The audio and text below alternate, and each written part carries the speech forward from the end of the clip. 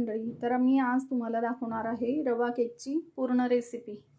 रवा केक कसा बनवायचा.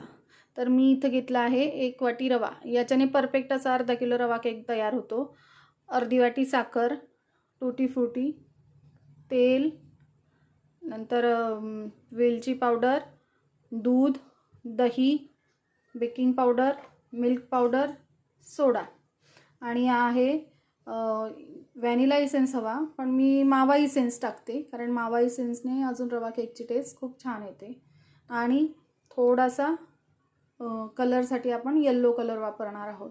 तर मी आज तुम्हाला पूर्ण कसा तयार करायचा ती रेसिपी पण दाखवते. तर हा आहे आपला बाउल. यामध्ये आपण सगळ्यात आधी तेल घेणार आहोत. ते 3 टेबलस्पून.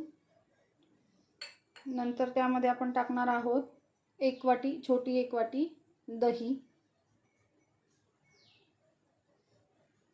नंतर आपण त्यामध्ये टाकणार आहोत दूध आणि नंतर लागेल तसं दूध वापरायचं.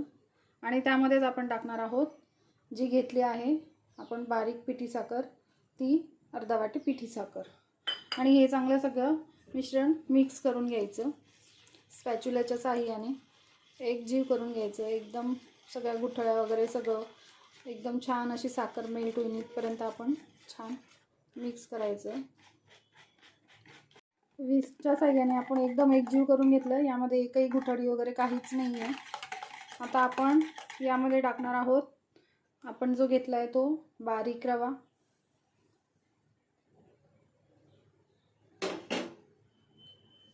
अर्धा टेबलस्पून वेलची पावडर,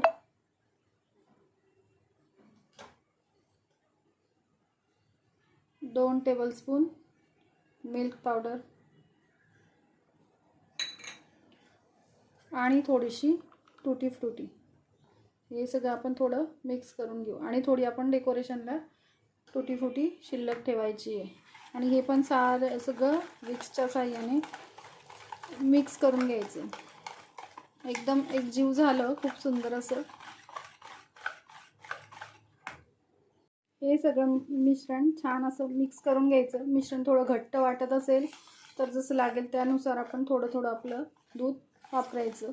दूध नॉर्मल टेम्परेचरवर हवे. कुठलीच वस्तू फ्रीजमधली किंवा स्टोरेजची नको, फ्रेशमधली हवी. दहीसुद्धा फ्रीजमधलं नको, नॉर्मल टेम्परेचरचं हवं. आणि दूधसुद्धा नॉर्मल टेम्परेचरचंच हवं. तर आता 2 चमचे आपण दूध टाकून घेणार आहोत. मिश्रण थोडं घट्ट वाटतंय म्हणून.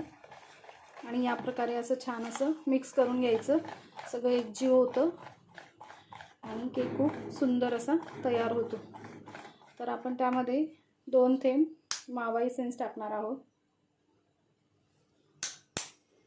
आणि 1 थेंब येलो कलर टाकणार आहोत की जेणेकरून केकला असा छान आपला कलर येईल. तुम्ही पाहू शकता कलर किती सुंदर आणि छान आला आहे. तसंच आपण यामध्ये केसर टाकलं तर अजून केकचं लुक आणि टेस्ट वाढते, छान वाटतं. तसंच आपण याच्यामध्ये थोडं केसर वापरणार आहोत. केसरने अजून केकची टेस्ट वाढेल आणि केक आपला खायला अजून छान लागेल. त्यानंतर आपण टाकणार आहोत शेवटी 1 चमचा बेकिंग पावडर.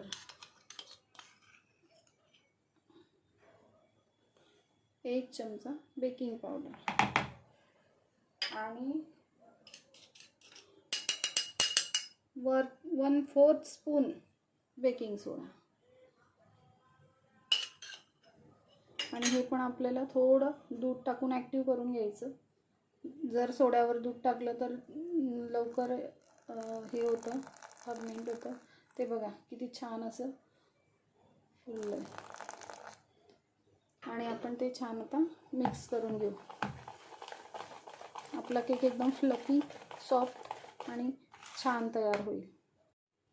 हे पहा, जास्त वेळ आपल्याला ठेवायचं नाही. लगेच आपल्याला मिक्स करायचं आहे. बेकिंग पावडर आणि बेकिंग सोडा टाकल्यावर जास्त वेळ मिश्रण हलवायचं नसतं. जे त्याच्यामध्ये बबल्स येतात ना ते निघून जातात. म्हणून स्पॅच्युलाच्या साहाय्याने आपण आता हे मिश्रण केक टीनमध्ये टाकून घेऊया.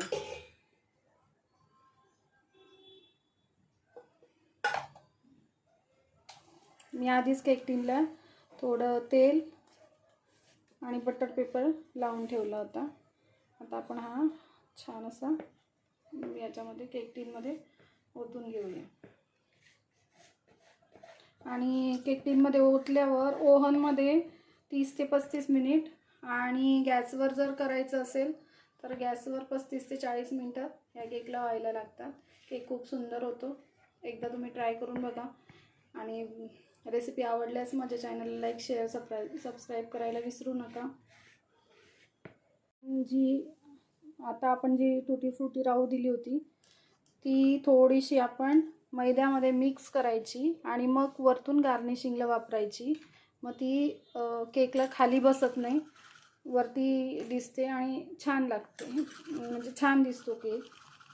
जर आपण मैदा वगैरे लावला नाही तर टुटी फ्रुटी खाली जाते. आणि टुटी फ्रुटीने छान असं केकला डेकोरेशन करून घ्यायचं आणि केक असा सुंदर आपला बेक करून घ्यायचा. मी आता हा केक ओव्हनमध्ये 25 ते 30 मिनिटासाठी बेक करायला ठेवणार आहे. केक नेहमी चेक करताना स्टिक काढावी आणि स्टिकला काही लागलं आहे की नाही ते बघा. नसेल स्टिक तर सुरीच्या साह्याने चेक करून बघा. सुरी अगदी कोरडी निघाली म्हणजे आपला केक एकदम छान बेक झाला आहे. आपला रवा केक किती सॉफ्ट आणि स्पॉन्जी तयार झाला आहे, एकदम मस्त. हा आपला परफेक्ट अर्धा किलोचा केक तयार आहे. तुम्हीही नक्की करून बघा असा केक आणि आवडल्यास मला कमेंट्स करून नक्की सांगा. आणि माझ्या चॅनलला लाईक शेअर सबस्क्राईब करायला विसरू नका. थँक्यू.